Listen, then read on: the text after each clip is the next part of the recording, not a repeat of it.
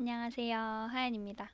오늘은 EBS 다큐프라임 자본주의 2부 소비는 감정이다를 보고 요약을 합니다. 처음에 시작은 우리는 굉장히 어릴 적부터 잠재의 고객으로 길들여져요. 아이들은 광고를 보면서 최면에 걸리고 광고를 보기 전에는 필요하다고 생각하지도 못했던 것들을 사게 되고 이게 다른 관점으로는 습관을 형성하는 거라고 합니다. 성인 마케팅의 공격 대상은 여자이고 그 여성 마케팅의 그 여성 마케팅은 마케팅의 꽃이라고 해요. 그 이유는 남자보다 여자들이 감정적으로 약하고 부재자 쇼핑이라는 효과를 통해 자녀, 남편, 심지어 자신이 쓰지 않을 물건들까지 쇼핑을 하게 된다는 거죠.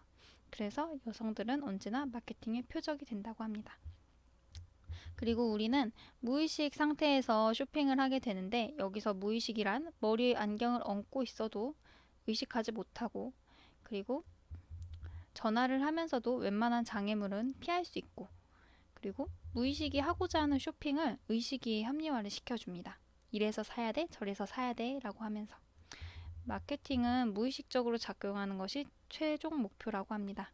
누군가 우리를 조종해서 물건을 사게 하려 한다면 우리는 모두 기분이 나쁠 거예요. 근데 이게 무의식적으로 작동한다면 기분이 나빠하지 않고 물건을 사게 되는 거죠. 다양한 방법으로 세뇌를 시킨다는데 그 중 하나가 뇌과학과 마케팅을 합성시킨 뉴로 마케팅이에요. 여기서 남녀의 만남으로 마케팅을 묘사하는데 광고는 남자가 직접 여자에게 이야기를 하는 거예요. 나는 돈이 많아. 그리고 PR은 다른 사람을 통해 말하는 것. 그 남자는 돈이 많아 라고 여자한테 이야기를 해주는 거죠. 그리고 브랜드는 아무 말하지 않아도 여자가 실제로 다가와서 말을 합니다. 남자에게. 내 생각에 당신은 돈이 많은 것 같아요 라고 하는 거죠. 소비자들이 무의식적으로 브랜드에 끌리게 되는 것처럼요.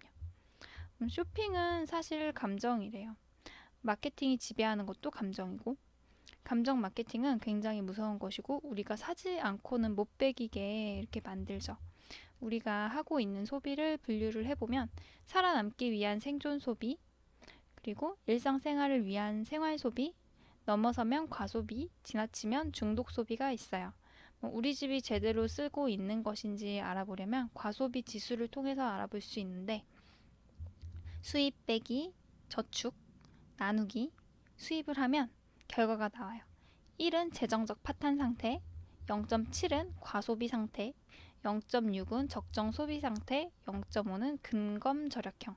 0.5는 수입의 절반을 저축한다는 뜻이겠죠. 그럼 우리 안에 어떤 감정이 우리를 자극해서 계속 소비하게 되는지를 알아볼 거예요. 우리는 불안할 때, 우울할 때, 화날 때, 슬플 때 소비를 해요.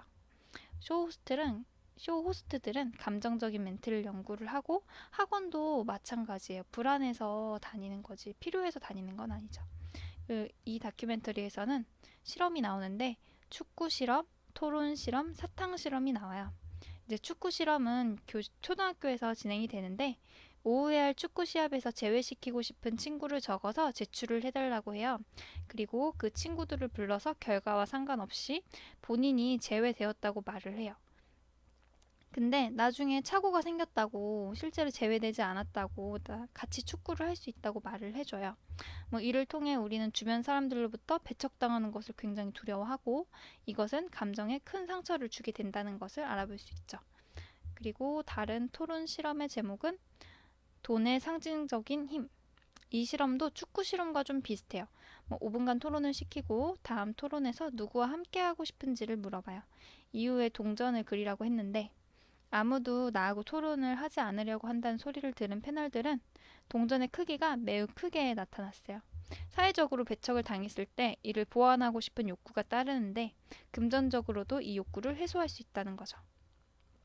그리고 사탕 실험은 초등학교 고학년을 불러서 실험을 했는데 친구들이 선호하는 사탕으로 자신의 결정을 바꿔요. 또래 집단의 선호도가 나의 선택에 영향을 미친다는 것을 간접적으로 보여주죠. 그리고 카드를 쓸 때는 현찰을 낼 필요도 없고 그래서 뇌 고통 중추가 마비된다고 해요. 그래서 돈을 내고 쇼핑을 할 때보다 카드로 낼 때 착각하는 이유는 카드를 돌려받아서 손실로 여기지 않는데요. 그리고 마지막은 슬픔에 대한 실험이 있어요. 사람들을 두 그룹으로 나누어서 평화로운 비디오와 슬픈 비디오를 보여주고 그 후에 플라스틱 물통을 얼마에 살지 물어봐요. 평화로운 비디오 시청자는 2.5달러, 슬픈 비디오 시청자는 10달러. 평소보다 더 간절히 물건이 가지고 싶고 그래서 돈을 더 많이 내려고 하죠. 당신 슬픔을 느껴 물통을 비싸게 샀다고 했더니 그 사람들은 매우 불쾌하게 생각했대요. 이게 공허감 때문이고 슬픔과 연결되는 가장 중요한 주제가 상실이고 그 빈자리를 채우려는 욕구가 생겨서 쇼핑도 하게 된다고 합니다. 이것들이 일어나는 근본적인 이유는 뭘까에 대해서 질문을 해요. 그리고 넘어져도 다시 일어나게 해주는 의지, 그것은 어디서 오는 건지, 그리고 자존감은 자기 존재에 대한 평가를 말하고 이 긍정적인 부분을 말한다고 해요. 자존감이 높은 사람은 자신의 외모, 관계, 만족도가 높다고 해요. 자존감이 낮을수록 더 많이 소비를 하고 마케팅의 공격에서 나를 지키는 방법은 자존감을 높이는 것. 그리고 소비를 하면 할수록 더 행복해지나요? 소비의 양을 늘리면 행복해지나요? 라고 질문을 합니다. 결론은 아니라는 거죠. 그러면 어떻게 해야 그럼 어떻게 써야 만족감을 높일 수 있는가 하는 것은 경험을 사라고 얘기를 해요. 여기도 실험을 하는데 여행을 사고 세미나를 참가하고 콘서트를 사고 공연을 사고 삶의 만족도를 높일 수 있는 경험을 사야 된다고 말을 합니다.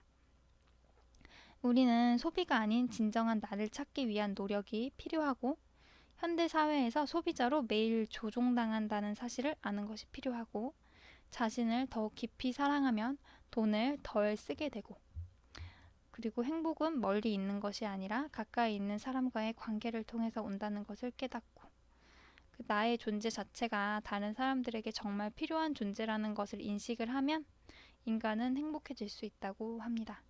그리고 이 쇼핑이라는 것, 소비라는 것 자체는 이미 패배가 예정된 게임이라고 사람들에게 경고를 합니다. 하면서 마무리를 해요.